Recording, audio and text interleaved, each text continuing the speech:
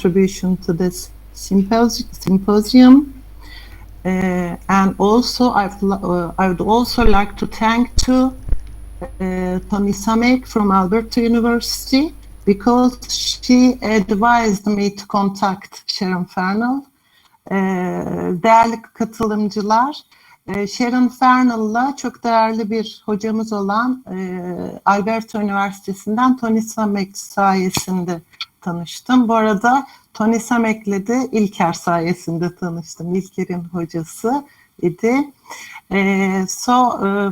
Arada İngilizce konuşmak durumunda hissediyorum kendimi. Çünkü konuşmacılar kendilerini yabancı hissetmesinler diye.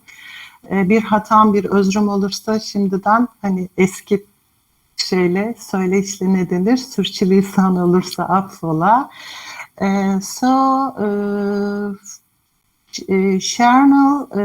Sharon Farnel's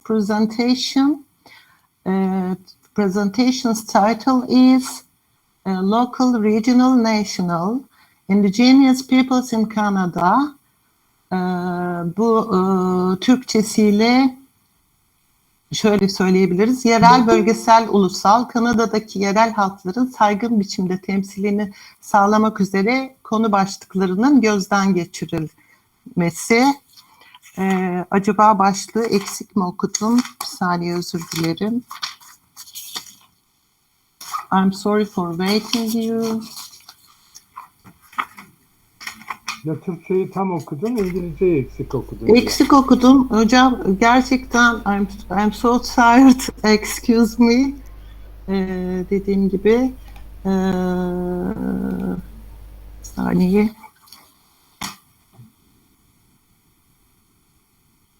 I'm so sorry.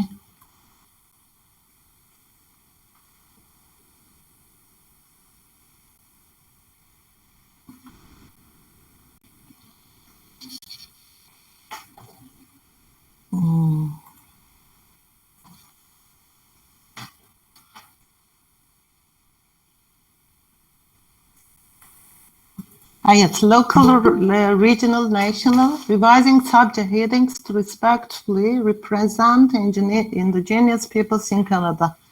Yerel, bölgesel, ulusal, Kanada'daki yerli halkların saygın biçimde temsilini sağlamak üzere konu başlıklarının gözden geçirilmesi. The other presentation belongs to Jaklin Kornfilt from Syracuse University, and the title is Turkish, a language migrates from Central Asia to the Mediterranean. Türkçe olarak da şöyle çevirdim. Türkçe, Orta Asya'dan Akdeniz'e göç eden bir dil.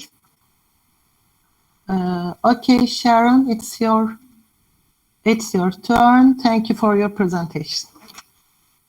Well, thank you so much, everyone, for this wonderful opportunity to be part of the symposium, which looks like it has been absolutely amazing. And I'm very delighted and honored to be able to talk a little bit about some of the work that we're doing here in libraries in Canada, and particularly at the library where I'm at the University of Alberta. And I'm very grateful to Tony for connecting us. She's a wonderful human being, and I'm delighted that she thought to put us together. So I hope that what I'm going to be presenting over the next few minutes is of interest, and I look forward to perhaps some questions or conversation at the end. So if we could go to the next slide, please, that would be great. Thank you so much. An important aspect of working alongside Indigenous communities, particularly for non-Indigenous individuals like myself, is providing information about who we are, where we come from, and what our relationship to this work is. And so I'd like to take a moment to do the same. My name is Sharon Farnel. I'm a white settler of European descent who is very fortunate to live and work in Amiskwaci, Waskagan, or Beaver Hills House, also known as Edmonton in Alberta, Canada, a long-time gathering place of many Indigenous peoples, which is located in Treaty 6 territory and Métis Region 4. I am the head of metadata strategies at the University of Alberta Library, a sessional instructor at the University of Alberta's School of Library and Information Studies, and in the MacEwan University Library and Information Technology program. I've recently completed my doctoral work, which involves collaborating with the Inuvialuit of the Western Arctic in far north of Canada to develop and implement a community-driven knowledge organization and resource description framework for their digital library of cultural resources. I continue to work with that community to enhance the digital library for their community. My general research interests are in topics of critical knowledge organization, social justice in information work, and library-linked data. These experiences and relationships shape who I am and how I approach the issues that I will speak to today. Next slide, please. The process of determining the aboutness of an item and describing that aboutness using terms from a controlled vocabulary has long been seen as core to the discoverability and understanding of information resources. Now, to be sure, full-text searching of digital resources is increasingly relied on for findability and discoverability. Nevertheless, controlled vocabularies continue to play a vital role in search and discovery. In the next few minutes, I would like to briefly describe the current state of affairs for subject access in Canadian libraries, focusing specifically on representation of Indigenous peoples and contexts. I will cover some of the problems with the current controlled vocabularies, look at some of the initiatives underway to improve those vocabularies, and speak to some of the opportunities and challenges that we face in these initiatives. Next slide, please. Thank you. The three most prevalent general-purpose controlled vocabularies that we use in Canadian libraries today are the Library of Congress subject headings, the Canadian subject headings, and the Répertoire de Vedette Matière, or RVM. Library of Congress subject headings, as we know, began in the late 19th century, 1898 to be exact, and it consists of the accumulated list of subject headings established by the Library of Congress for use in describing its own collections.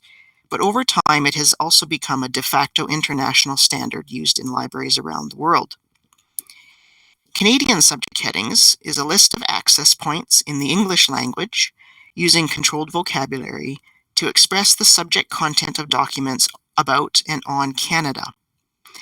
It is maintained by the Library and Archives Canada and is designed to be used alongside Library of Congress subject headings, generally following the same principles for structuring headings and deviating from those only when absolutely needed and after careful consideration. French language access to library resources is made possible through the use of Répertoire de Vedette Matière, or RVM, which is developed and maintained by the Université Laval in Quebec in collaboration with and supported by Library and Archives Canada. This is because, of course, Canada is officially a bilingual country with English and French, the two official languages. The RVM is not simply a supplement or complement to Library of Congress subject headings, but rather a translation of both Library of Congress subject headings and Canadian subject headings. Libraries in Canada hold many non-Canadian imprints in their collections, of course. The Canadian libraries rely heavily on cataloging and classification data supplied by the Library of Congress and other American organizations, libraries, and vendors. And Canada and the United States do share many characteristics, such as a federal form of state and a population comprising immigrants from all over the world. And so subject access in Canadian libraries is still very much dominated by systems that are developed in the United States, including Library of Congress subject headings. Next slide, please. Thank you. Just to give some context for the Indigenous peoples in Canada. So Canada recognizes three distinct groups of Indigenous peoples: the First Nations, Métis, and Inuit, each of which have distinct languages, histories, and cultural practices. The First Nations are the original inhabitants of what is now known as Canada. There are more than 630 First Nations communities in Canada, representing more than 50 nations and Indigenous languages. Métis are people of mixed European and Indigenous ancestry, whose homelands include areas around the traditional fur trade routes and across the northwest of Canada. The Inuit are the Indigenous people of the Arctic regions of what is now Canada. Inuit Nunavut is the Inuit homeland in Canada, and it encompasses the territory of Nunavut, Nunavik in northern Quebec, Nunatsiavut in northern Labrador, and the Inuvialuit settlement region in the Northwest Territories. Next slide, please. Both Canada and the United States are colonial nations with a very long and troubling relationship with the First Peoples of the lands that they now occupy. As Cam notes, the monolithic colonialist connotations of the word Indian are hard to ignore. The objection to this term by Aboriginals and others involves the fact that it has been used in society to describe hundreds of distinct nations of Aboriginals throughout North, Central, and South America and the Caribbean. The peoples that Columbus encountered on his misnavigations must have been Indians, since he thought he had found India. Other derogatory terms, such as Eskimo or half-breed, carry similar colonial connotations. Next slide, please. This language has been recognized as problematic by Indigenous individuals and communities and library practitioners and researchers for many years now. And there have been efforts at both the individual and organizational levels to make changes to them, to improve them. But this has often been done by individual librarians on their own, in their local library or their local context, with little or no support from national or regional bodies. Despite that, many practitioners and researchers continue to explore this problem, to propose solutions, and to advocate for real and positive change. In Canada, this movement received a boost in recognition and priority after publication of the Calls to Action of the Truth and Reconciliation Commission of Canada in 2015, and the report and recommendations of the Canadian Federation of Library Associations Truth and Reconciliation Committee in 2017. Next slide, please. The Truth and Reconciliation Commission of Canada was established to investigate what happened to Indigenous children who were taken from their homes, their families, and their communities, and forced into life and education in the system of residential schools. The Commission's final report, including its 94 calls to action, was released in 2015. Libraries and archives, as well as educational institutions, are frequently named in the calls to action for the important role that they can and must play in reconciliation in Canada. The Truth and Reconciliation Committee of the newly formed Canadian Federation of Library Associations was created in the fall of 2016. The committee released its report and recommendations in early 2017. This report recommended that libraries decolonize access and classification by addressing structural biases in existing schemes of knowledge organization and information retrieval arising from colonialism, by committing to integrating Indigenous epistemologies into cataloging praxis and knowledge management. Next slide, please. All of that said, so with all of that context, what is the current state of representation of Indigenous peoples in the Library of Congress subject headings and Canadian subject headings? In Library of Congress subject headings, the collective term for the three Indigenous groups in Canada is Indigenous Peoples -- Canada. It has narrower terms for Inuit -- Canada and Métis, but does not include the term First Nations, instead choosing to use Indians of North America -- Canada. The term Eskimos is still also used in Library of Congress subject headings, although Inuit is used in some instances rather than Eskimos. So, for example, the Inuvialuit, who are the Inuit of the Western Arctic in Canada, are still referred to as Inuvialuit Eskimos. Library of Congress subject heading still largely uses the term Indians with the names of some individual nations or groups, for example, Cree Indians or Sarsi Indians, but not for others, such as Blackfoot. Many of these names, such as Blackfoot or Sarsi, are not those names that the communities might use for themselves. Next slide, please. Canadian subject headings uses Native Peoples -- Canada as the collective term for the 3 Indigenous groups in Canada, but does also suggest that you could use the Indigenous Peoples -- Canada from Library of Congress subject headings.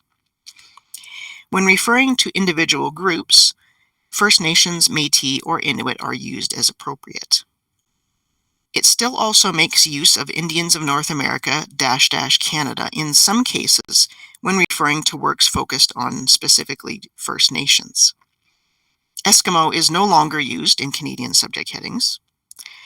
Canadian subject headings still make use of the term Indians with the names of some nations or groups in certain complex constructions, such as Cree Indians -- land tenure. For some nations or groups, the names that are used are those that the communities use themselves, such as Siksika rather than Blackfoot, for example, while others are not, such as Sarsi instead of Tsuut'ina. There is a great deal of desire within the community to work with local Indigenous individuals and communities to address these problematic aspects of Library of Congress subject headings and Canadian subject headings. And a great deal of momentum has been built that the community does not want to lose. While Library and Archives Canada is renewing its initiatives in this area, and I'll speak about that a little bit shortly, and the Library of Congress is said to be closely monitoring all of the activities in this space with an eye to what this might mean for changes to Library of Congress subject headings, many organizations within Canada feel the time to act is now and are therefore forging ahead with their own initiatives. Next slide, please. In 2013, the Association for Manitoba Archives formed a working group to review the Library of Congress subject headings used in the provincial archival portal, with the aim of replacing those headings considered culturally insensitive. The result was a comprehensive listing of Library of Congress subject heading terms to be replaced or removed, new terms to be added, and guidelines for application. The key changes address the use of the word Indian or Indians, opting for the term Indigenous when referring to the collective, and dropping it from the name of individual nations. So, for example, Cree Indians changed simply to Cree. These revisions were implemented in the Manitoba Archival portal, and this listing that was created became the basis for work elsewhere in Canada. Next slide, please. The Greater Victoria Public Library provides an example of efforts that build on the work of the Association of Manitoba Archives and others. Beginning with the Manitoba list, and also reviewing other Library of Congress subject headings and Canadian subject headings that included the term Indian or Native, they replaced Indian or Indians with Indigenous or Indigenous peoples, created a heading for First Nations as a narrower term under Indigenous peoples to make it parallel with Inuit and Métis, removed Indian from the name of Indigenous groups, and changed the names of Indigenous groups to those preferred by those groups, among other changes. Next slide, please. The Toronto Public Library was also inspired by the Manitoba work and that of the Greater Victoria Public Library, and has begun their own initiative. While they have chosen to keep the heading Indians of North America for now, they have added a local subject heading First Nations, as well as a local note explaining the efforts underway to address headings like Indians of North America in Library of Congress subject headings. Calgary Public Library, and doubtless many others, have taken a first step of replacing Indians of North America with Indigenous peoples -- North America. Next slide, please. Red River College is taking a multi-pronged approach, including adding new headings such as pipe ceremonies or sweat lodges, as well as making changes to headings that included the words Indian or Indians or Native peoples. They are continuing to work in detail through the other terms in the Manitoba list as another aspect of this ongoing work. Next slide, please. Thank you. At the University of Alberta Library, where I work, we began our efforts on this initiative in late 2016. To this point, our work has focused a great deal on creating and growing relationships with our local Indigenous communities in order to incorporate their perspectives and approach this work in a collaborative and equitable way. Through our ongoing consultations, we have learned a great deal and gathered some important information that will inform how we approach changes to subject headings within our catalog records and our metadata. For example, we have asked specifically about preferred terms for currently problematic headings, such as Eskimo or Indians of North America. While this consultation work continues and has been slowed a little bit by the pandemic, of course, we recently formed a group within our library consortium that is focusing on the processes and workflows for implementing the changes that come from our consultations. The work on this part to date has focused on identifying the subject headings that need to be evaluated, establishing the various processes, including consultation, for determining more appropriate terms, creating authority records for local subject headings as needed, and thoroughly documenting our research and our decisions, and developing methods for automatically identifying records that contain problematic headings and revising them accordingly. Next slide, please. Library and Archives Canada renewed its efforts in this area again in earnest in 2019. They maintain an active listing of headings and have been updating it as decisions are made. Actions that they are taking include updating a heading, removing the heading if it already exists in Library of Congress subject headings, adding it if it doesn't already exist in Canadian subject headings, noting in cases where no change is needed, and marking headings for further review and consultation. These are but a few examples of the work that libraries and library consortia across Canada are currently undertaking to acknowledge and address the harm done by biased and racist subject headings in our resource descriptions and to make positive and lasting change. Next slide, please. While these efforts are critical and laudable, they certainly do face a number of challenges. One of the key challenges in this work is understanding not only which terms are offensive and why, but determining what more appropriate terms look like.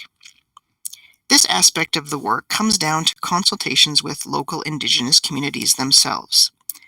Unilaterally choosing and applying a term, even if that term is less problematic, simply reinforces the power imbalances and systemic biases that created the problem that we are trying to address in the first place.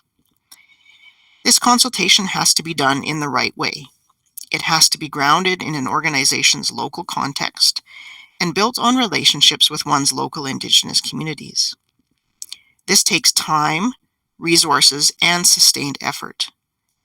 Yet the results of doing this in the right way will be lasting and positive change and new and better relationships between libraries and Indigenous communities. Another challenge of this work is how to ensure that efforts that are grounded in and reflect our local contexts can then be brought together with those of others into both regional and national efforts that can lead to the greatest benefit. This type of coordination is very much desired by those doing this work, but has yet been lacking in the Canadian context. An additional challenge comes in terms of buy-in and resourcing. This work will always be ongoing and it takes time. Sustaining that buy-in and interest, the resourcing, and keeping momentum over time is absolutely essential for lasting change to be made. A final challenge relates to the technical aspect of implementing substantial changes to subject headings in a library system. The reality of library cataloging and metadata work today, the fact that our systems are often very tightly integrated, that copy cataloging is a critical part of our descriptive workflows, that more and more of our metadata comes from third parties, and that Library of Congress subject headings is still very heavily used in Canada, means that making changes efficiently can be very time and resource intensive and may well be out of reach of many organizations.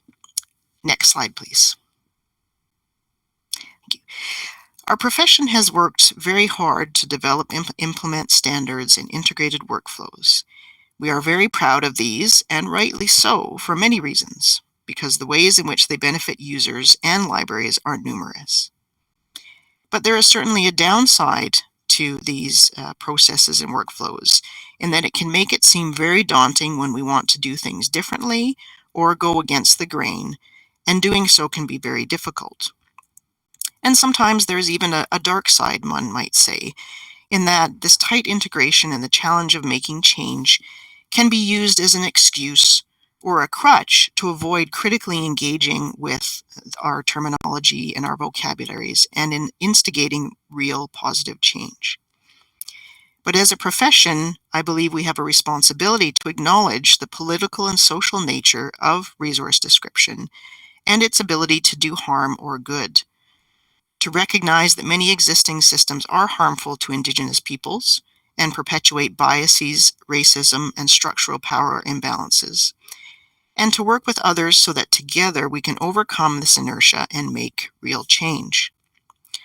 As Hall notes in his article about working with Indigenous communities, knowing our limits and our possibilities and working from the basis of honesty and integrity are the common sense best ways to proceed. Thank you very much.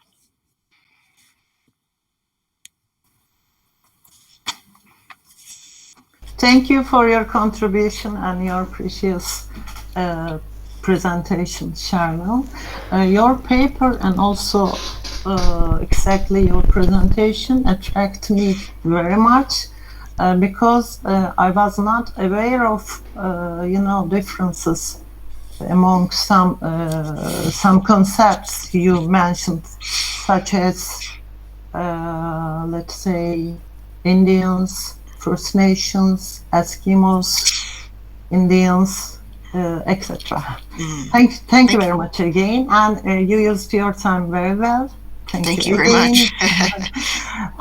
Sharon Farnel'ın bildirisi çok ilgimi çekti benim. Özellikle çok kültürlülükle de özel olarak ilgim olduğu için çok kültürlülük konusuyla. Bu çok kısa özetlememe izin verirseniz memnun olurum. Bu kongre konu başlıkları sistemi ayrıca Kanada konu başlıkları sisteminden söz etti. Daha doğrusu o sistemler içerisinde yer alan terimlerden söz etti sevgili Sharon Farnel. Ve bu tabii bu terimlerin çok kültürlü topluluklar, işte belli etnik gruplar, etnisiteler anlamında saygın biçimde kullanımı, onların kimliğini rencide etmeyecek biçimde kullanımı anlamında çok önemli irdelemeler içeriyordu. Alberta Üniversitesi'nin de girişimleri, ayrıca Kanada genelinde bu konuda yapılan uygulamalar, uğraşılardan söz edildi. As far as I know, Sharon Farnel, Canada is in context of multiculturalism and multilingualism. Canada is very important country. Thank you again. Jaklin Kornfilt, hoş geldiniz Jaklin Hocam. Benim sunumum var fakat siz öne alabilirim. Saat farkından dolayı daha rahat olacağınıza eminim. Ne dersiniz? Jaklin Kornfilt hocamı tanıtmama da izin verin. Kendisi Syracuse Üniversitesi'nden çok değerli bir dil bilimci ve kendisinin çok önemli bir sunumu olacak. Ne yapalım hocam? Sırayı size vereyim.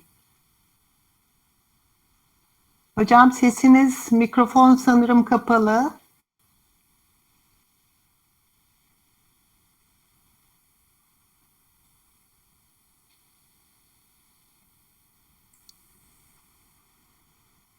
Şimdi duyuyor musunuz? Evet, gayet güzel geliyor sesiniz hocam. Tamam, güzel. İsterseniz öne alabiliriz tabii konuşmamı. Size e-mail'le de sormuştum. Metni nasıl paylaşabiliriz? Hocam kendinizi nasıl rahat hissediyorsanız, İlker, sevgili İlker arkadaşımız paylaşabilir ekranda ya da Arkadaşımız, okuyabiliriz. Paylaşırsa daha mı iyi olur? arkadaşımız paylaşsın veya siz paylaşın o zaman. İlker, senden rica etsem. Mail alabilir miyim hocam? Göndermedim, özür dilerim. Ya da Sharon'ınki geldi.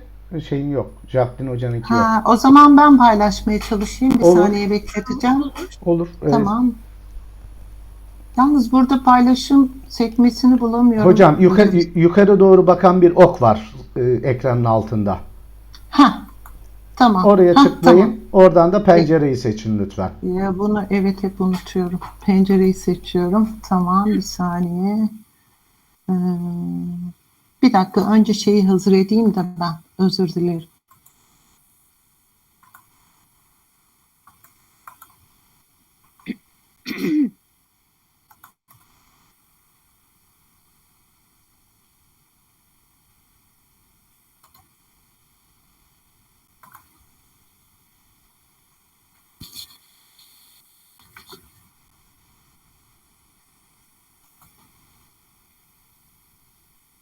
Veya İlker Bey'e yollayalım.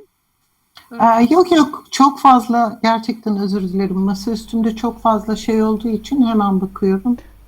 Bana geldi, ben paylaşıyorum hocam. Tamam, çok sevindim. Teşekkürler. Tamam.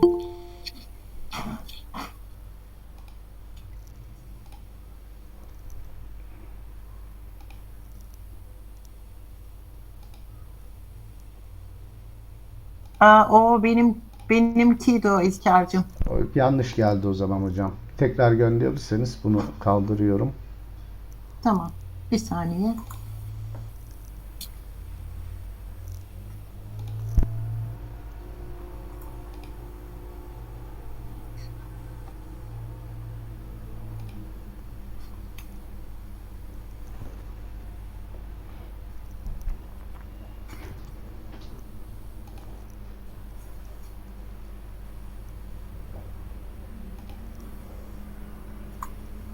Hocam son olarak şey olacak değil mi? Soru, cevap aktivimiz olacak değil mi? Evet. Tamam. Çok özür dilerim beklettiğim için. Ben dosyayı paylaşıyorum şimdi.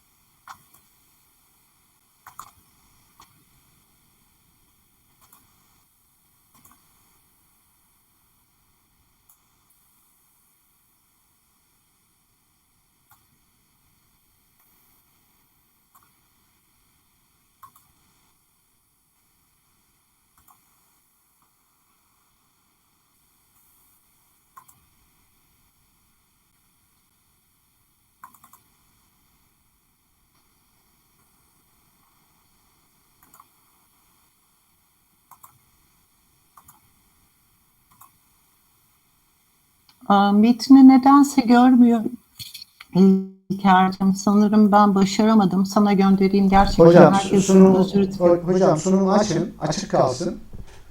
Şey yapmayın yani simge durumuna küçültmeyin. Simge durumuna küçültürseniz paylaşmaz.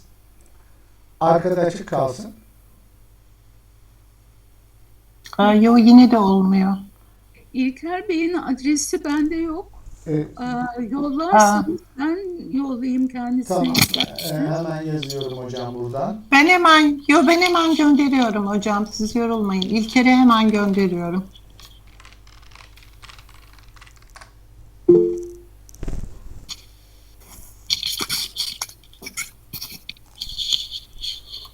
İlker gönderdim.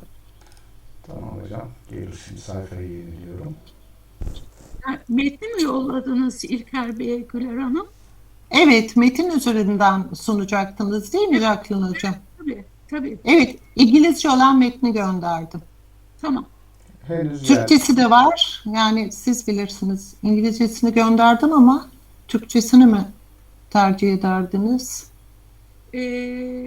Yok, İngilizce olarak sunayım. Tamam, İngilizcesini gönderdim. Tamam.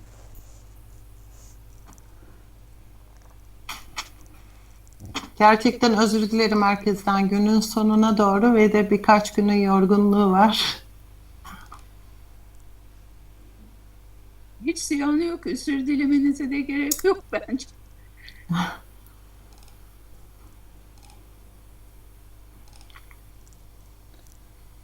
Tek kaza bu kadar olsun hocam. Evet.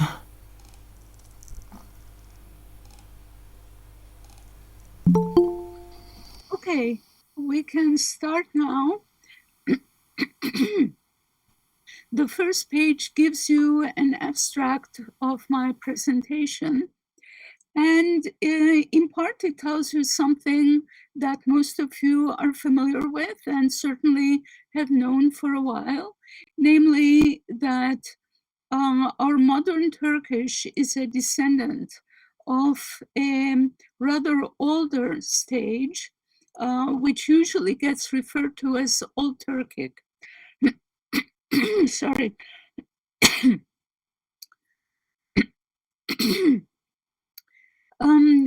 We have some documentation of that old stage in the form of the so-called Orhon inscriptions, which are runic scripts on monuments found in the Yenisei region in Central Asia. The time depth is not very, very large. These inscriptions date from the 7th century AD. But of course, we know that these people were in the region long before then. Even though there is no Turkic documentation, we know that from the Chinese documents. Unfortunately, we don't have Turkic documentation, which would have made it possible to analyze historical developments even better than we are able to do at this point. But of course, as we know, there is one branch of these people, the so-called Oghuz people, who migrated from Central Asia westwards, slowly but surely, finally arriving in Anatolia, in Asia Minor, in the 11th century. So during that time of the migration and after the settlement in Asia Minor, this branch, and in particular, the kind of Turkish that these people were speaking, underwent certain changes. And these changes first were under the influence of Arabic and Persian, and after that, under the influence of the languages, the indigenous languages of the region. And so Turkish has undergone developments under that influence exerted by Greek and by Italian, by French, and more recently by English. So in this talk, I want to illustrate some of these changes, some of which are direct, the most direct ones being in the vocabulary. And so we're going to find influences from Arabic and Persian, but then later from Greek, Italian, and even French directly. So the words change possibly a little bit according to the phonology of Turkish, but mainly borrowed directly. But then there are some patterns that were copied in translation, especially from Persian. And then finally, there is a kind of influence and change as the result of that influence, which is much more abstract and which has been discussed much less in the literature on Turkic, on Ottoman, on Turkish. And so I would like to focus on this kind of more abstract change, which is not immediately obvious. So that might be the novel part of the stock, something that you might not have encountered all that often in your studies in high school and at the university. So let's scroll down a little bit, please, or go to the next page. So here we see some remarks about the origin of our language. The mother language as such is probably not documented. What usually gets referred to as Old Turkic is already one dialect. It must be the mother language of some sister languages of Turkish, but not the mother language of our modern Turkish directly. So there is no doubt that the original area is Central Asia. Now the question is, what about the relationships of the sister language, or rather of the daughter languages of this undocumented mother language? And there is some disagreement among Turkologists, philologists of the Turkic language family. I have here adopted one particular characterization of this by a very influential Turkologist called Lars Johansson, who is Swedish originally, but has been teaching, he's retired now, but was very influential during his time in Germany, where he founded and supported a very important Turkology department at the University of Mainz. So according to that classification, there are two main branches of the Turkic language family. The first one is a Western one, and the only modern representative of that branch is Chuvash. This is spoken in the Volga region. And an Eastern or branch, which is often referred to as a common Turkic branch. And the area of that one is the Inner Eurasia steppes. This branch itself consists of 3, or for some scholars, 4 branches. So if we scroll up a little bit, let's have all these 4 branches on the screen. Thank you. So one is the Southwestern or Oğuz branch. That's particularly important for us because one of the modern representatives is Turkish.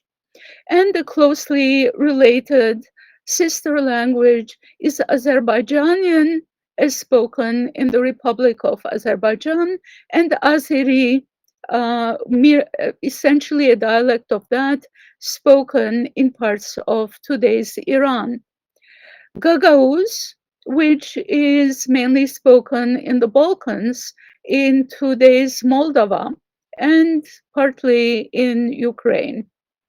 And some other sister languages of that branch are Turkmen and Khorasan Turkic in the east of that group, and Qashqai and other dialects in Iran and Afghanistan as the southern group of this particular branch. The second branch is the northwestern, or so-called Kipchak in Turkish branch, and that itself divides into 3 branches. Modern representatives are Karachay, Balkar. Often these 2 are put together under one label, Karachay, Balkar, Crimean Tatar, and Karaim as the western sub-branch, Kazan Tatar, Bashkir, and others as in the north, and Kazakh, Karakalpak, Nogay, and Kipchak Uzbek, a particular type of Uzbek, in the south of that branch. The third branch is the southeastern branch. The modern representatives are modern Uzbek, as in today's Uzbekistan, and its dialects in the west of that branch, Turfan and the others in the east. And there are languages which are typologically different from most of them. For example, Yellow Uyghur, which is found mainly in today's China. Can we scroll up a little bit, please? Okay. And Salar. And according to Johansson, this has developed away from the southwestern branch. So we have the interesting situation of within a branch, some languages developing other characteristics, in part probably due to the influence of Chinese. And the fourth controversial branch of this main eastern branch is the northeastern one. Its modern representatives are Sakha, as the people call it themselves, but usually you will have heard about that branch, about that language under the title of Yakut, probably, right? And then Dolgan, both of them in northern Siberian, and some smaller Siberian languages, southern Siberian, such as Tuvan, Tofa, Khakas, Shor, and Altai. Most of them have, and including Sakha, have been influenced by the Uralic languages in the region. So now let's turn to Oghuz and then ultimately to Turkish. One immediate characteristic of that branch is the loss of the original suffix initial g or g. So, for example, what in Turkish we have kalan. Kal is the root and an is the suffix. But in most common Turkic languages, we have kalgan. So this mirrors the original situation, and it is the Oghuz branch that has lost that, that consonant. So now let's start looking at the westwards migration of Oghuz. And let's please scroll a little bit up so that up to section 2, a little bit more. A little bit more, please. Okay. You scrolled back. Please scroll ahead. You have scrolled back to the first page. Instead, can you please scroll to the third page? So further. Okay. Okay, a little bit further up, please. Okay. No, please. Further up, go down a little bit. Down, so. Go down, down. Ahead. Go ahead to the third page, please. Thank you. And a little bit more. Okay, thank you. So now we have the Oghuz Turks finally arriving in Asia Minor after the Battle of Manzikert, which in Turkish is Malazgirt, in 1071. So that's the beginning of the so-called Turkification of Anatolia. And the victors of that battle were the so-called Selçuk Turks, a sub-branch of the Oghuz. The battle was led by Alparslan and against the Byzantine Emperor Romanos Diogenes IV. The written documents for the Oghuz branch that illustrate the changes in the language through times and of its subdivisions. So we have the so-called Old Anatolian Turkish starting in the 13th century AD. And that is the variety which later developed into Ottoman Turkish as we know it. The second important variety is the Azerbaijani literary language. And that language started differentiating itself from Ottoman Turkish from the 15th century AD onwards. And the third important variety is Turkmen, which is represented by written documents from the 14th century onwards. And all of these three, including Old Anatolian Turkish, were heavily influenced by Persian because Persian was the language of literature and culture of the area at that point. So let's scroll further, please. Okay, thank you. So we now have the pre-modern period, which starts in the 16th century and extends to the modern period. Ottoman Turkish develops as Middle and Late Ottoman.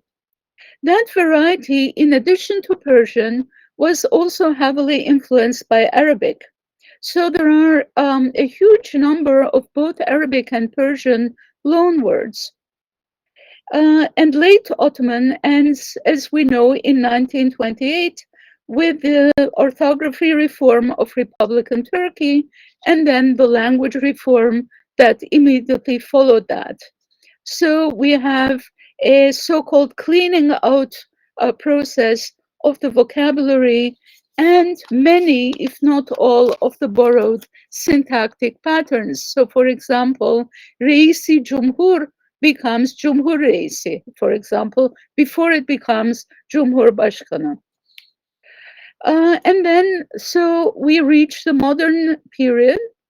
The representatives of the Oghuz Turkic branch in this period, other than Turkish, are, as I mentioned to you earlier, Gagauz in the Balkans, Azerbaijani and Azeri in the Middle East, as well as Turkmen.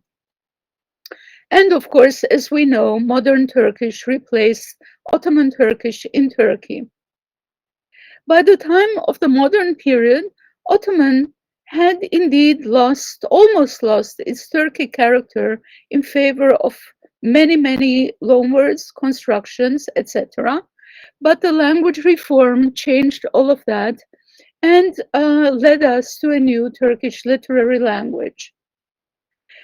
So let us now look at the properties that Ottoman Turkish acquired and which differentiates it away from its sister languages that stayed behind in Central Asia.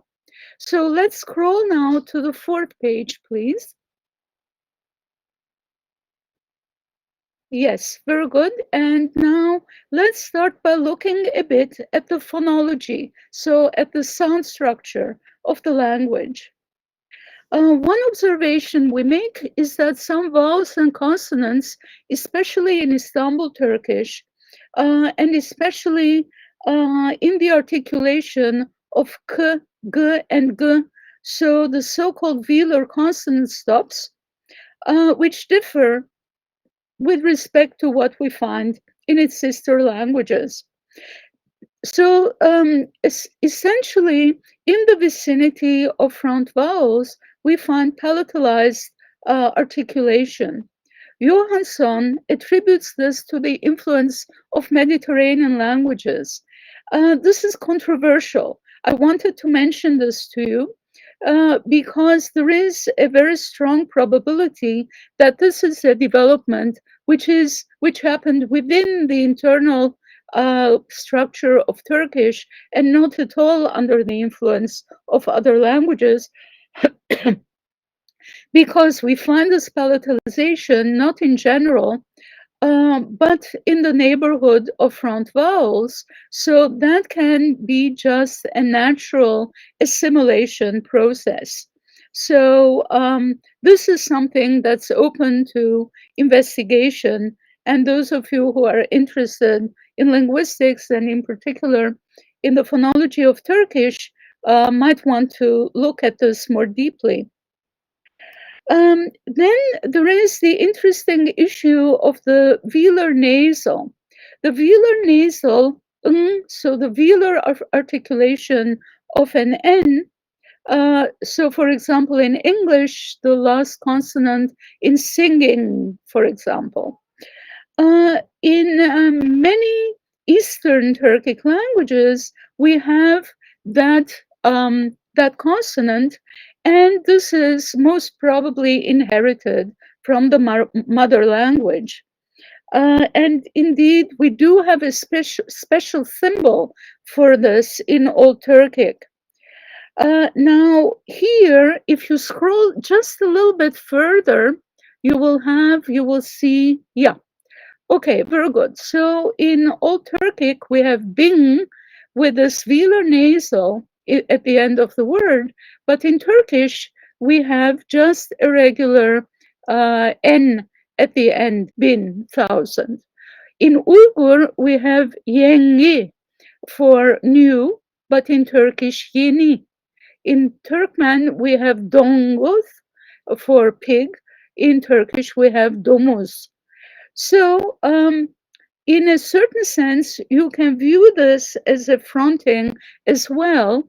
And this is not under the influence of front vowels, but it's not clear whether what I had told you just a little while ago about k, g, and g, on the one hand, the palatalization, and what we see here, the loss of the velar nasal, whether this is one and the same phonological phenomenon.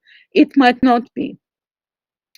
Then another phonological development is the loss of the glottal stop in closely related languages. So let's scroll a little bit further, please, to see the next examples.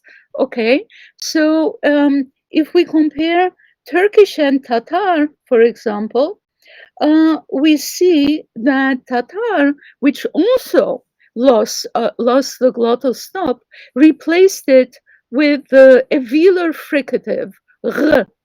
So this is what we sometimes find in Turkish dialects too, and which is sometimes represented as the so-called yumuşak G.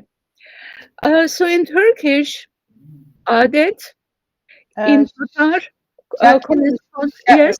Jaklin hocam, I am sorry for interrupting you, but bu Türk şeyler, özür dilerim. Bildiri kitabında hocam metin tam olarak yayınlanacak. Özetleyebilirseniz çok özür dilerim. Özetleyebilirseniz çok memnun oluruz. Süre anlamında sıkıntımız var. Gerçekten çok özür dilerim böldüğüm için. Siz bilirsiniz, özetlemek biraz zor fakat başka örneklere bakabiliriz. Seviniriz, teşekkür. Bir saniye, o halde sayfalara bakalım. 1, 2, 3, 4. 5. sayfaya gidebilir miyiz acaba? Evet, syntax, orada duralım. In section 3.3, we have some syntactic phenomena which tell you something about the influence, finally, of European languages. So in example 1, we have a coordination of two main clauses. She cooked the fish and her sister served the meal. Both clauses are main clauses and they are equivalent in status. But in 2, we have a subordinated clause. Laughing, she left the room. She left the room is the main clause, but laughing is subordinated. In Old Turkic, as well as many contemporary Turkic languages, one typically finds the second pattern, involving subordination, but not the first one. So let's scroll further up, please, to the next page. Can we scroll up? Okay. So Turkish now can have both subordination and coordination as in the Western languages. So in that it is different from its Central Asian sisters. So let's scroll some further to the section number 4. So please scroll some more and some more and some more. Okay, let's stop here. One influence that must be due to Western, to European influence in the new area of Anatolia and Thracia is noticed by Johansson, who says that there is the use of conditionals and optatives in the sense of Indo-European subjunctives. I will show you what he means by that. And this is something that neither the mother language had, nor the current sister languages in Central Asia do. So in French, for example, you say, je veux qu'elle vienne. Vienne, so I want that she should come. Vienne is a special verb form which is called the subjunctive. And you find it only with certain verbs such as want, wish, and so on, but not with factive verbs such as no. And in Turkish, we find Oya'nın gelmesini istiyorum. You cannot say Oya'nın geldiğini istiyorum. So the verb istemek once imposes the choice of me, as opposed to dik, the perhaps more regular, more general kind of gerundive. So this distinction is most probably due to Western languages, such as French. So let's scroll a little bit more, please. Okay, and where we don't have a gerundive, where we have a regular tense embedded clause, that's even more like what we have in French. So Oya gelsin istiyorum. So you cannot say Oya geldi istiyorum. You have to use the so-called optative suffix sin. And so that can also be ascribed to the influence, more abstract, of Indo-European and European languages, such as French. Let's scroll some more, please. And here we have a borrowing. Okay, let's stop here. The borrowing of Persian ki, which is a cognate of the French que. So in Turkish, in English, you can say, I heard about John's coming to town. In Turkish, you would have John'un şehrimize geleceğini duydum. Where the embedded clause, and it is subordinated, is to the left of the main clause. So you can have gerundives in English too, as in 8. John's 9, I heard that John came to town or will come to town. And this is what we have in Persian too. And this kind of pattern was borrowed into Turkish. And if you scroll a bit more, we will see the Ottoman. So can you please scroll a bit further? Okay. So duydum ki John şehrimize gelecek. So that's not Turkic. This is Indo-European, and together with the borrowing of ki from Persian, the entire pattern was borrowed.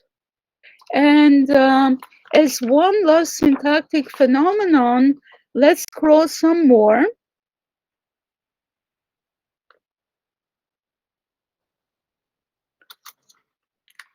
And let's come to the examples. Is it okay? 13. This is good. Okay. So in English, with infinitive, you usually don't have a subject. So you see that in 12, I hope to leave early. You cannot say, I hope I to leave early or she to leave early. In English, you can say that, but only when you insert for. I hope for her to leave early. And in some other Indo-European languages, such as French, German, and so on, you cannot even have 14. You must have something like 12. You cannot have 13. But Ottoman did have something like 13. You have that in 15. So, üç aya digin, kapıdan paşa veya imdat gelmek mutasavver mi? So, paşa and imdat are subjects of gelmek, an infinitive. But this you cannot have in modern Turkish any longer. So scroll a little bit further, please. So in 16, that would be the correspondent of 15. Üç aya kadar imdat gelmek düşünülebilir mi? And that's not good. So if you scroll a little bit further to 17, please. So, üç aya kadar paşa gelmek düşünülebilir mi? That's not good either. And even if you change the order, it's still not good. Paşa üç aya kadar gelmek düşünülebilir mi? Is also bad. And the asterisk shows you that it's bad. So if you scroll now, please, to 18. Okay. Now, paşanın üç aya kadar gelmesi düşünülebilir mi? That's okay. But what have we done? We have replaced the infinitive with a subjunctive, gerandive. So that too, the fact that in modern Turkish we cannot have a subject with an infinitive, with the infinitive mak, as opposed to the Ottoman version. And on the other hand, where we can have the subject, but for that we need a subjunctive, that also makes Turkish more like Indo-European languages. However, you see that this kind of influence is much more abstract. It's not direct. It's not directly borrowed by borrowing a word or even a suffix or a morpheme like he. So once we are willing to realize the more abstract and indirect influence of Western languages, we see how much modern Turkish has changed not only from its Central Asian origins, and none of this is found in the sister languages in Central Asia, but it has even changed from its very recent predecessor, namely Ottoman Turkish. So that was really my main point. There are more examples of the sort, but you can read the text in the booklet for the conference. Thank you very much for hosting me here and for giving me the opportunity to present this paper. Thank you. Thank you so much. Thank you so much for your precious contribution to our symposium. Çok teşekkür ediyoruz Jaklin hocamıza. Çok değerli, çok alana katkı sunan bir sunum oldu. Gerçekten çok ilginç bir konuydu. Ben çok kısa öz olarak izin verirseniz ne anlatıldığını sunayım. Zamanımızı iyi kullanmak adına da çok kısa geçmeye çalışacağım. Hocam bir sorun olursa beni düzeltin bu arada. Türkçenin tarihsel çerçeve içerisinde özellikle kardeş diller de dahil olmak üzere diğer kültürlerle etkileşimi sonucundaki değişimi, dönüşümü, kavramların benzerliği gibi konulara, örneğin ödünç alınan terimlere değinildi.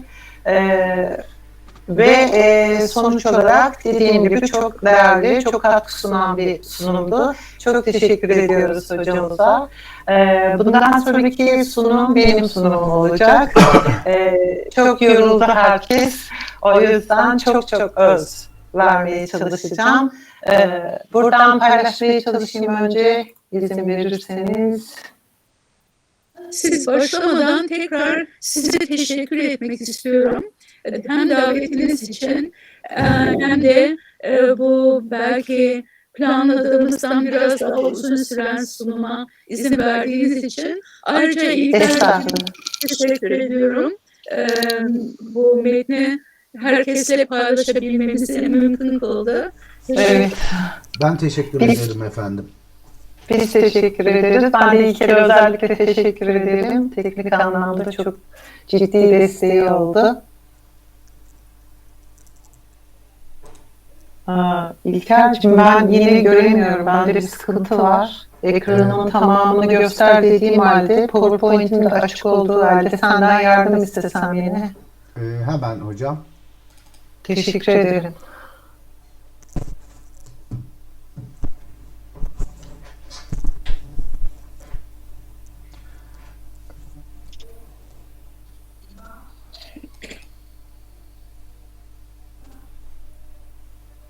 Bilgisayarım küçük bir tutukluk yaptı. Kısa bir süre zamanınızı alacağım.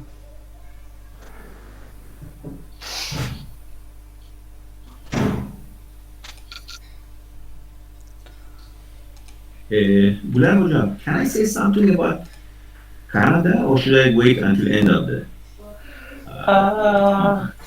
if it's right now? I think it should be better to wait for, the session for questions. Okay? At the end. At the end. Tamam.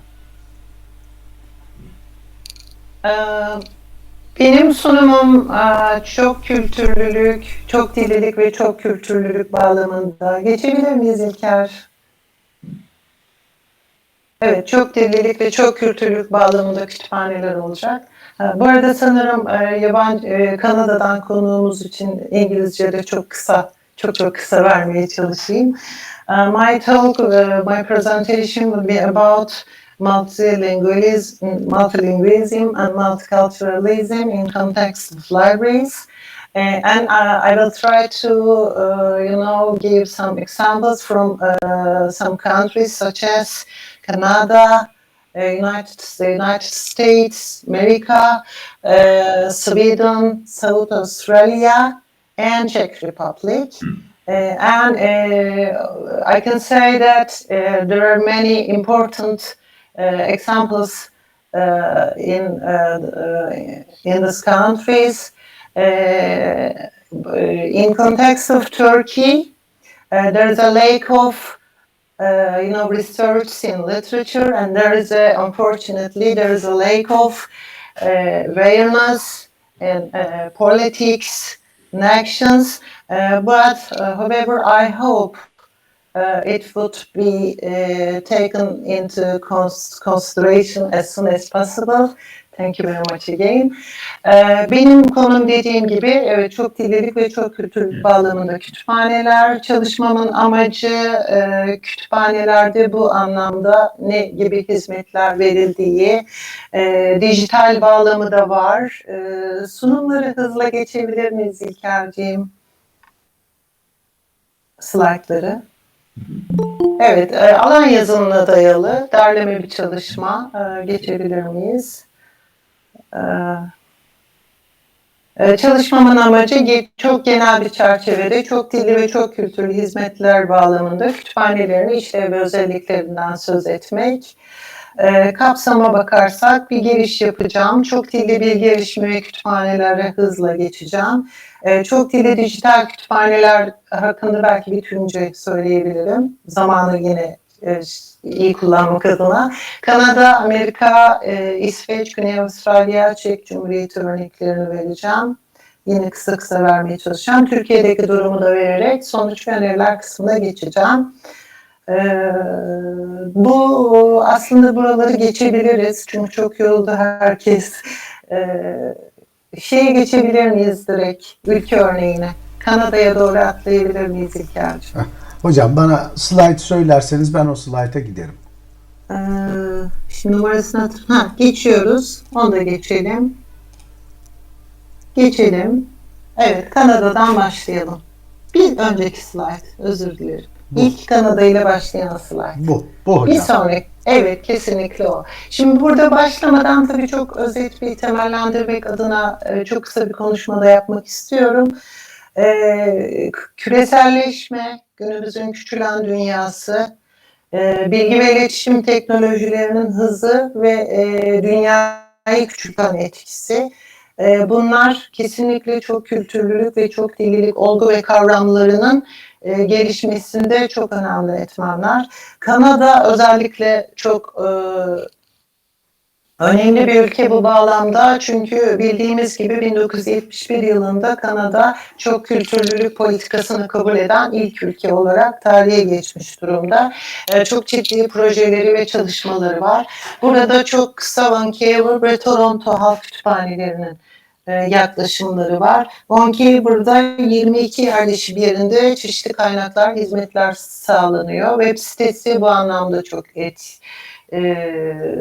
etkileşimli etken. Mandarin dili ve Kantonca gibi birçok dilde erişime açık. Bu arada Kanada'da şu anda güncel olarak yanılmıyorsam 200'den fazla etnik grubun, topluluğun, çok kültürlü topluluğun yaşadığını biliyoruz. Bir sonraya geçebilir miyiz? Kütüphane, Vancouver Kütüphanesi göçmenlerin sunduğu hizmetleri şöyle özetledim. Mesleki geçmiş ve ilgi alanlarına göre iş edinmelerine kesinlikle yardımcı oluyor ve burada English as a second language, yani ikinci dil olarak İngilizce eğitimi, ki bu sadece Kanada'da değil tabii, İngilizce konuşulan tüm ülkelerde çok fazla kullanılan bir eğitim sistemi.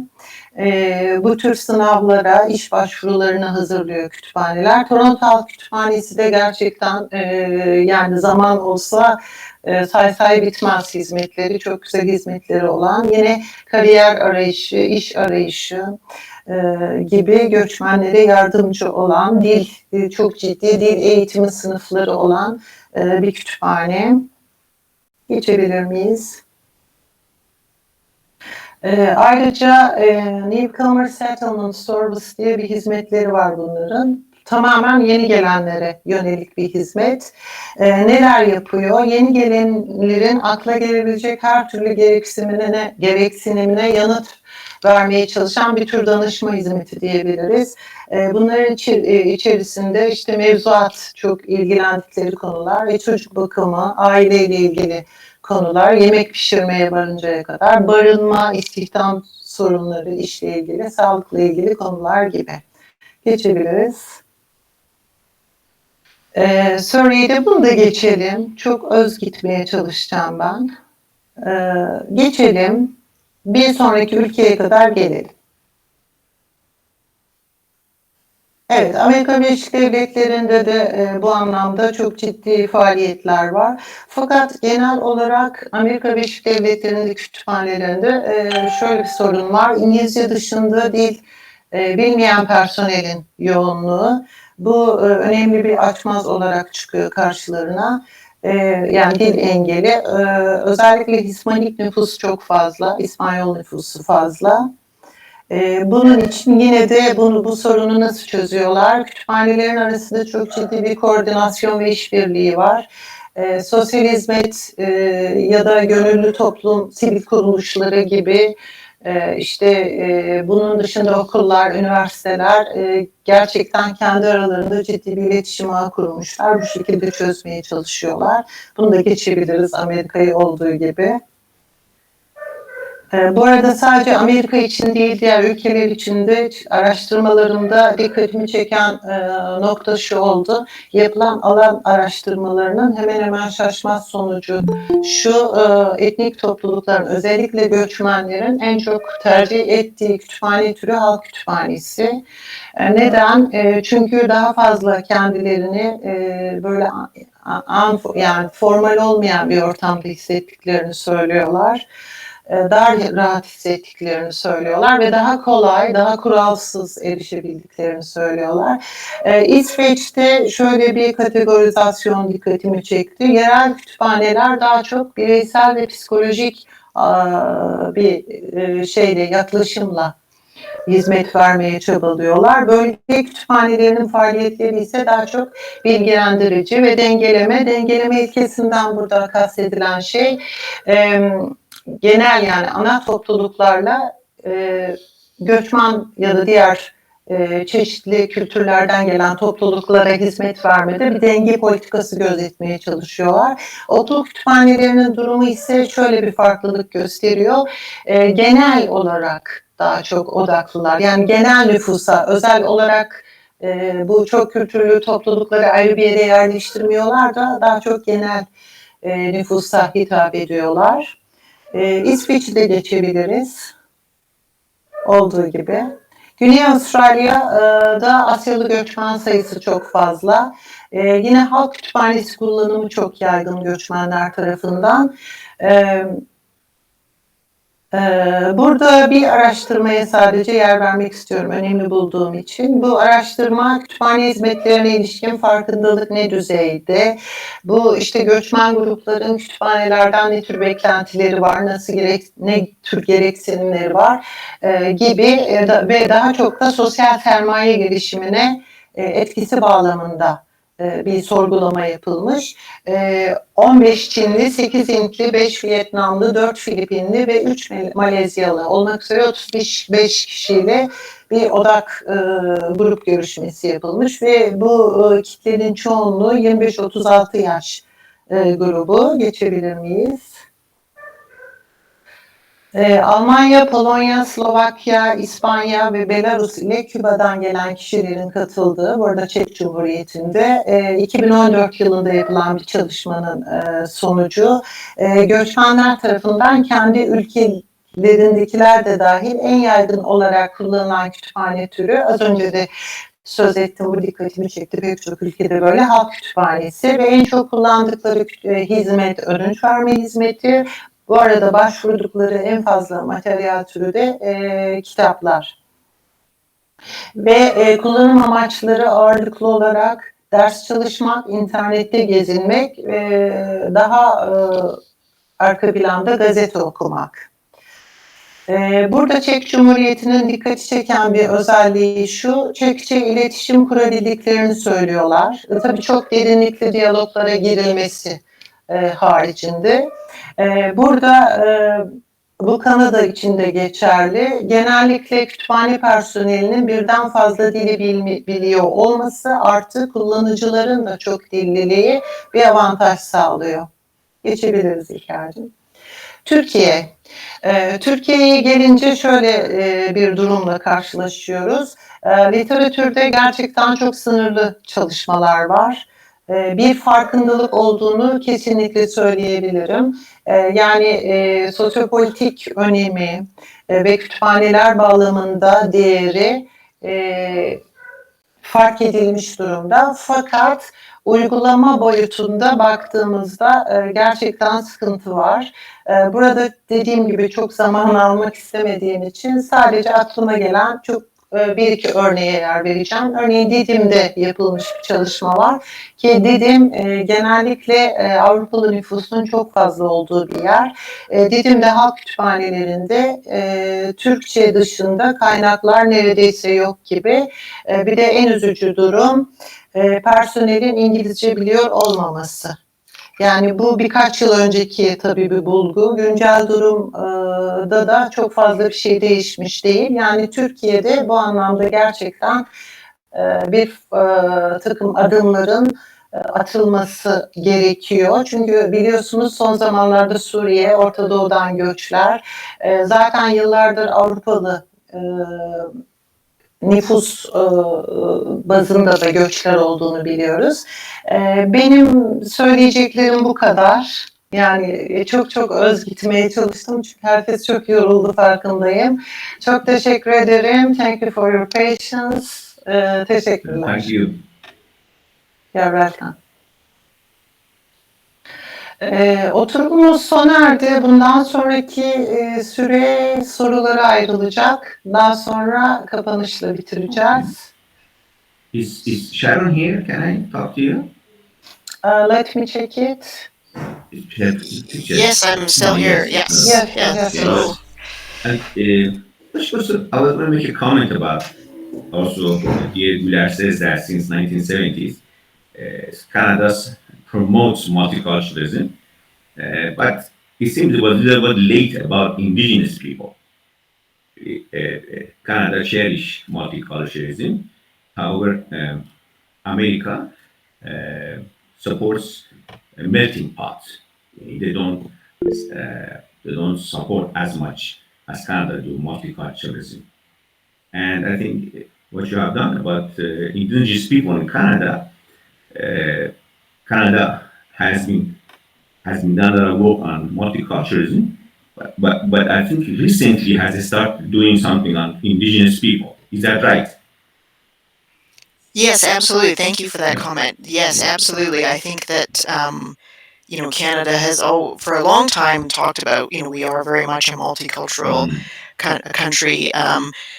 But certainly, we know that there is, we have problems. Obviously, still, we support multiculturalism, but we certainly are not a perfect place. And we've seen very recently, of course, that we still have a lot of challenges when it comes to many of the groups that make up this place.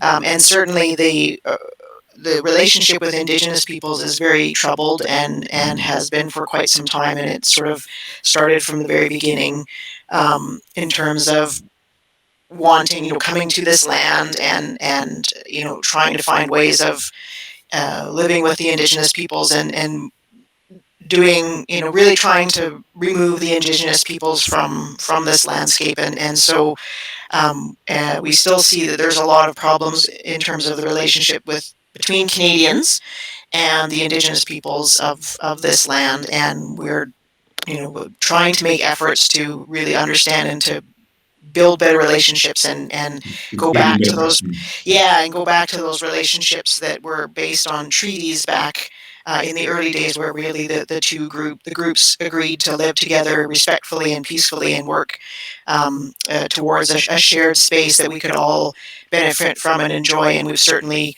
gone off that road, but absolutely there's definitely been some work more recently to recognize that that relationship is problematic and has become troubled, and that we need to reset that relationship.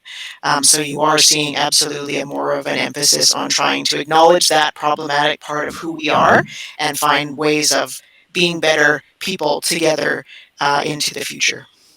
And you have started on libraries coming up with the new terms for indigenous people, including new metadata for indigenous people. So that's one indicator, is that you have started doing something positive. Yeah, absolutely. Yeah, that's one way that certainly libraries do.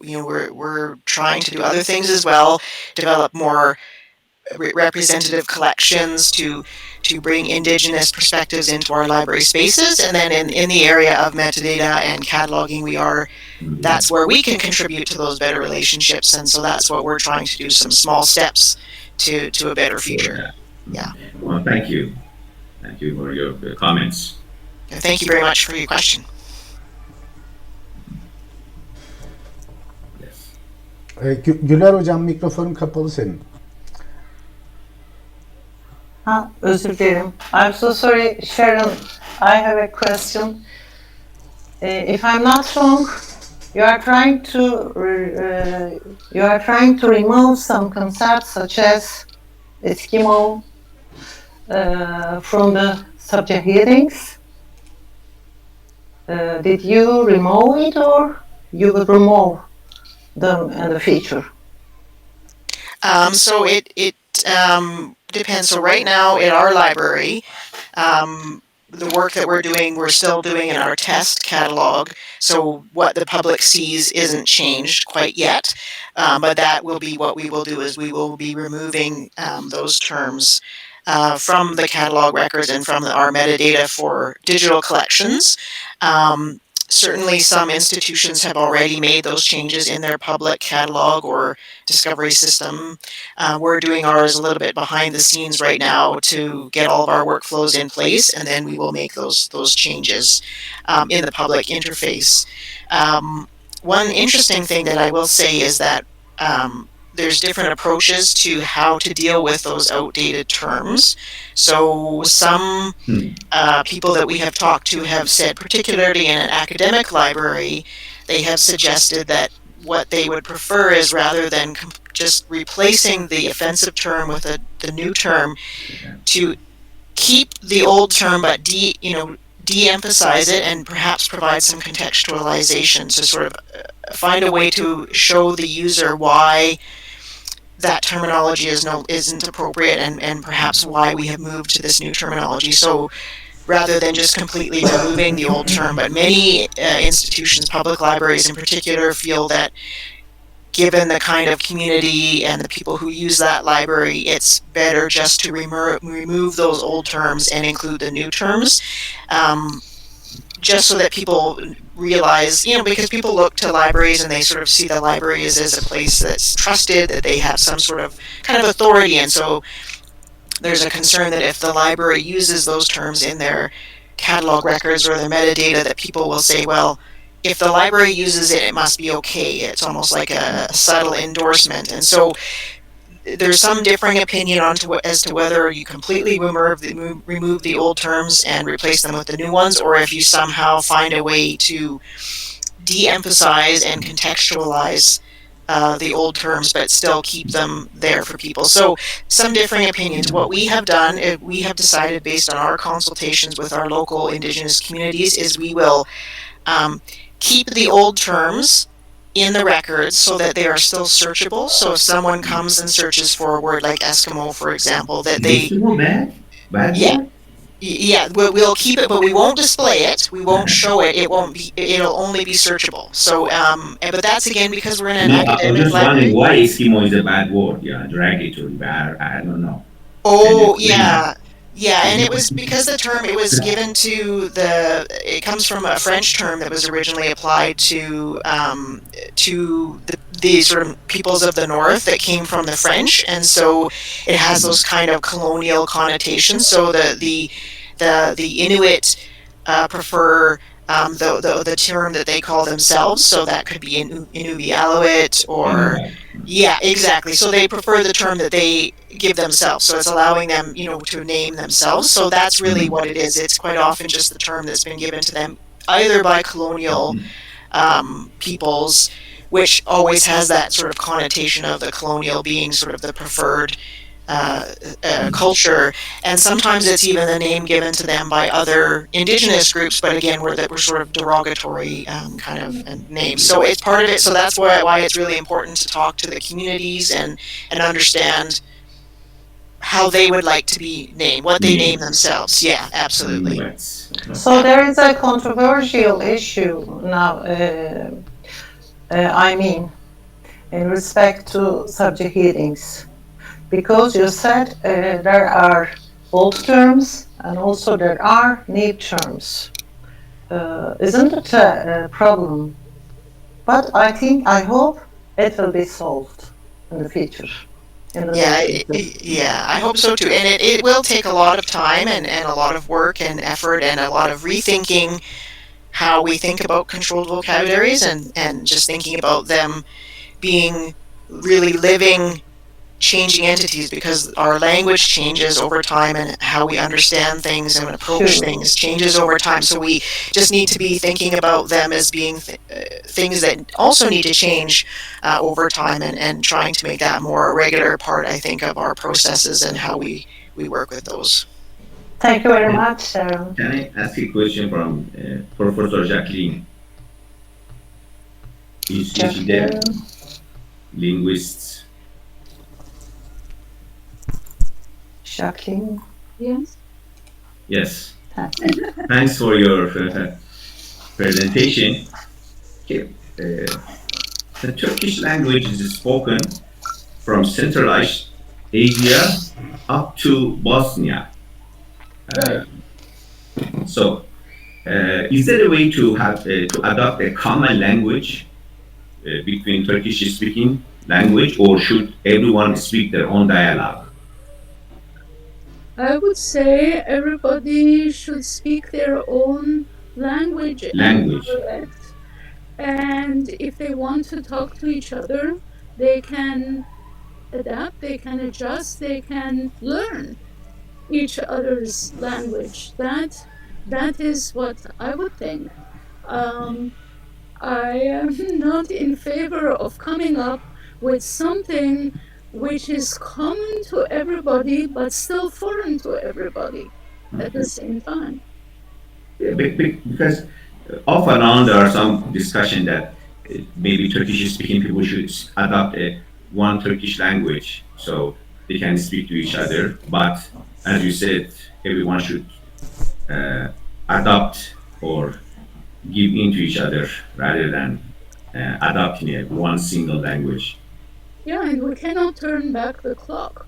Anyway, I mean, we started off by having one single language from which all of the others differentiated themselves. So to impose something like that again, plus it would be something artificial, ultimately, right? So I don't think it would be worth the trouble anyway, as long as everybody is open to understand, to learn from each other. With some differentiation, as you mentioned. Yes. Or they can learn English, talk to each other. Well, in a sense, this is what happened to English, only that we did not have to come up with a new English. And English started getting differentiated depending on where it ended up. So, say, think of India, where it is one of the official languages, and yet it is different from the English of the UK as well as the English of North America. Or in Jamaica, for example, they speak English also. Yes, very true. Yes. Very true. Okay, thanks for your comments. Thank you.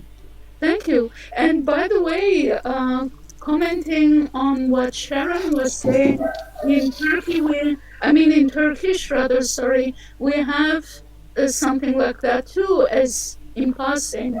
I had told you that one of the northeastern varieties of Turkic is Saha. And this is how the people there call themselves in their language. Yet for a very long time, they had gotten referred to as Yakut and their language as well. And this is the way the Russians have referred to them for a very long time. And it was really the Russians who came up first with the first descriptions of the language, the first grammars, the first dictionaries. And they called them Yakut. And in Turkish too, in today's Turkish, usually we refer to them as Yakut rather than Saha, yet they themselves refer to themselves as Saha. So this usage is now getting more established, but slowly. So this kind of situation that Sharon mentioned is certainly found in other cultures, other languages, families, and so on as well. Thank you very much for that. It's really very interesting just to see this challenge across many places around the globe. So wonderful. Thank you. And at the end, we should let people how they want to be called. We should use it rather than, for example, British called India, Absolutely. but the Indian call themselves Baharat. Probably you know that. So give a different name is there would be a problem. Absolutely. Yeah, absolutely. Okay, thank you. Thank you very much. Is there any başka soru var mıydı kimseden? İlker oradaysan sen devral diyecektin. Yok tamam süreci tamamlarız da ondan önce Pardon, benim bir şey sorabilir miyim acaba? Tabii. Buyurun lütfen. Ekranda ben hala ismimi yazdıramıyorum. Cahit Bayrağı benim ismim. Ha, görünüyor. Görünüyor. Yazıyor zaten. İsim görünüyor mu? Benim ekranda Evet. görünmüyor. Burada görünüyor. Şimdi şu son 5-10 dakikalık şeyi düşünürken bu sabah bir hatırlarsanız konuşmacılardan ismini hatırlamıyorum. Evrensel çapta bir alfabe fikrinin ta 19. yüzyılda Hoca Tahsin'di galiba. Evet. Değil mi? Onu dinlerken yani araştırma yapan Hoca Tahsin onu dinlerken bu giderek evrensel çapta bir dile evrilir mi sözü de bir ara geçmişti. Şimdi şu son 5-10 dakikayı dinlemeden önce ben onu soracaktım. Yani dünya oraya doğru gidecek mi diye. O dil de büyük ihtimalle İngilizce olacak. Çünkü biraz önce de örneğin gördüğümüz gibi herkes İngilizce olarak böyle çok uluslu bir toplantıda artık İngilizce ortak dil haline geldi. Sorun şu olacak.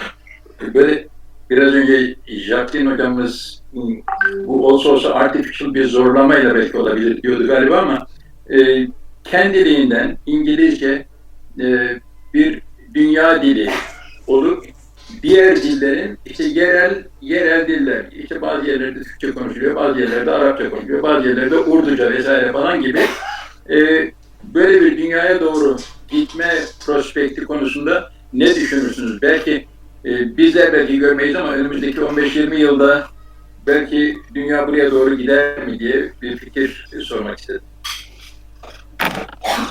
Dünya o yere erişti bile. Yani şu andaki durum o zaten. Neredeyse. İngilizce bir dünya dili haline geldi ve yerel, diyalekvari farklılıklar var o kadar. Yoksa dünyanın artık bilmiyorum yüzde kaçında İngilizce konuşulabilecek bir dil. Yerel dil ne olursa olsun. Ama hocam Güler Hoca dedi ki Didem'de kütüphanede İngilizce bilen yok. Doğru mu hocam? Evet. Yani Hoca biraz Türkiye'de direniyor ama dediğiniz gibi herkes kabul edecek onu. Sevgili Jaklin, kastettiğim Hindistan'da nasıl ki İngilizce resmi dil, bir resmi dil, artık dünyanın çoğu ülkesinde de bir resmi dil, bir de halkın konuştuğu ikinci resmi dil gibi bir duruma doğru mu gideceğiz gibi biraz öyle düşünüyorum. Ya da İsviçre'deki gibi mesela 4 dilli bir toplum, işte onlarda henüz İngilizce yok. Belki İngilizce. Ama İsviçre'de de var. Yani İsviçre'ye gidersen... Biliyorlar hocam onları da. Belki Almancadan fazla İngilizce konuşmak mümkün. Çünkü Almancayı sevmeyen veya İsviçre Almancasını anlamayan Fransız konuşan İsviçreli vardır. İtalyanca konuşan İsviçreli vardır. İngilizce konuşmayı tercih eder. Ortak bir İngilizce. Evet. Onun için yani onun için diyorum biz senin bu bahsettiğin duruma zaten erişmiş gibiyiz şu anda. Doğru. Teşekkür ederim. Çok teşekkür ederim. Esperanto gibi diller de var. Aslında Hamit Bey'in önerdiği durumu günümüze getirmeye çalışmış olan kişiler var hala. Vardı ve hala var. Esperanto dernekleri var. Milletler arası Esperantoca konuşan insanlar var. Hatta ana dilleri Esperanto olan çocuklar, gençler bile var. Ama bu deney başarılı olamadı. Yani en azından İngilizce kadar bile yayılamadı dünyaya Esperanto. Çünkü Esperanto yapay bir dil. Yani şu anda yapay bir dil değil tabii. Ana dili gibi konuşan insanlar olduğu müddetçe normal bir dil diyebiliriz Esperanto ama o kadar da yaygın bir dil değil. Onun için şimdi Hamit Bey'in önerdiği türden bir dil çıkarmaya çalışsak bile ortaya herhalde en fazla Esperanto kadar başarılı olur. Daha Did I say Esperanto? gideceğini sanmıyorum. I said English. Did I did. I said English. I didn't say Esperanto. I did. Yeah, well, Yes. Yes. Well, I heard about Esperanto. Yes, I know. But both natural language. yeah. English is natural language. And it was an experiment trying to make people understandable and communicable to each other worldwide. But as you see, right now there is internet. And 20 years ago, we didn't have internet. So right now, everyone listens to English music, watch movie online, they read books online. So they're keen to English language right now that they were maybe 25 years ago or 30 years ago. Right, that's true. So that's another impact. It's another factor that makes English more acceptable in scientific. Also in scientific society, as you know, the lingua franca is English in scientific society. Most articles are published in English language in Web of Science and Scopus. Of course, there are other languages, but they're not comparable to English. True, right. Yeah, and this is why I did say to Jai Pahlav that we have more or less reached the point that he was asking us about. I mean, English has become the Esperanto of today. Esperanto. Yes. Thank you. Is there any question? Başka soru sormak isteyenler var mı? Yoksa sanıyorum yok. Değerlendirmeye geçebilir mi? Tabii hocam geçelim. Geçmeden önce ben çok kısa teşekkür etmek istiyorum. Nazım Hikmet Kültür ve Sanat Vakfı çalışanlarına, kendi bölüm başkanım Hasan hocamıza, bölüm arkadaşlarımıza, bütün emeği geçen herkese, sevgili izleyicilere. And I'd also like to thank to Jaklin and Sharon Farnel for their precious contribution. And we planned to publish the symposium book before the meeting, but we couldn't do it because some papers arrived us a bit lately. And the papers of Sharon Farnel and Jaklin, they have been translated into Turkish and they will be published in the symposium book. Thank you very much again. Çok teşekkür ederim. Ben sözü Hasan Hocam'a veriyorum. Herkese çok teşekkürler. Güler Hocam teşekkürler. Evet, 8 saate yakın süredir toplantımız sürüyor. Yorulduk, sonra geldik. Ben de öncelikle Nazım Hikmet Kültür Sanat Vakfı'na, Kastamonu Üniversitesi Bilgi Belge Yönetimi çalışanlarına gerçekten çok teşekkür ediyorum ve de katılımcılarımıza son derece keyifli, bana göre bilgilendirici bir toplantı yaşadık. Ben kısaca birer cümleyle içeriklere bakıp sonra genelleme yapmak adına Güler hocamız Hoca Tahsin'in evrensel alfabe önerisini bize sundu. Akan hocamız, Akan Anamelik, arşivlerde aynı dili kullanıyor muyuz diye kavram, terim ve tanım üzerinde durarak arşivlerdeki sorunu dile getirdi. Hasan Keseloğlu kütüphane kavramının ilk yazılı uygarlıklarda nasıl ele alındığına değindi. Banu Çernikli ile Emre Hasan Akbayrak gerçekten de sosyal medya kütüphane iletişimi konusunda bize keyifli bir bildiri sundular. Gülçin Kubat, İstanbul Teknik Üniversitesi çalışanı ve üniversite kütüphanelerinde referans, danışma kavramının günümüzdeki kullanımı biçimine yer verdi. Orçun Nalyezen arkadaşımız Ege Adaları adlarının farklı yazılışlarının arşivlerde farklı sorunlara yol açtığını bize dile getirdi. Mehmet Ali Akkaya fenomenolojikle dil, anlama ve yorum bağlamına bilgi belge yönetimi açısından oldukça keyifli bir biçimde sundu. Halit Derviş hocamız konu modellemesini bize sunarken İlker Çakmakkaya'da Kastamonu Üniversitesi Kütüphanesi'nin konu başlıklarında yaşanan sorunlara değindi. Kemal Sevgi Çınar hocamız bize Adnan Öfük'te'nin evet bu toplumun kütüphaneler açısından öncüsü, önderleri arasında yer aldığını ama uygulamalar açısından siyaseti katarak pek çok sorunları gündeme getirdiğini gazete ve dergilerdeki yazılarla yansıttı.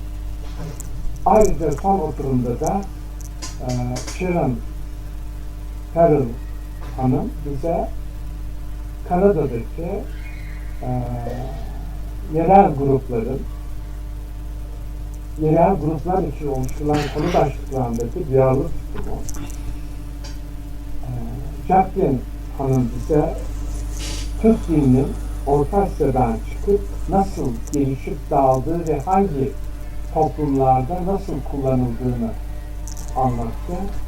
Güler Demir hocamız da çok kültürlülüğü farklı ülkelerden örnek vererek açıkladı. Konumuz dil ve anlamdı. Ve dil ve anlam açısından gerçekten de vurgulanan çok güzel bilgiler değil. Bütün katılımcılara, bütün bilgileri için çok teşekkür ediyoruz. Ayrıca bu bilgileri biz toplantı öncesinde yayınlayacağımızı duyurmuştuk. Ancak kimi bilgilerin çok geç gelmesi nedeniyle bunu bu ay içerisinde mutlaka konuşmacılarımıza, katılımcılarımıza çıkardığımızı duyuracağız ve katılımcılara da birer örneğini yollayacağız. Ben de şimdi herkese yürekten teşekkür ediyorum emeği geçen ve oturumu kapatıyorum. Sempozyumu çok çok teşekkür ediyorum. İyi günleriniz, iyi akşamlarınız olsun. İyi akşamlar. İyi akşamlar. Take care of yourself. Sharon.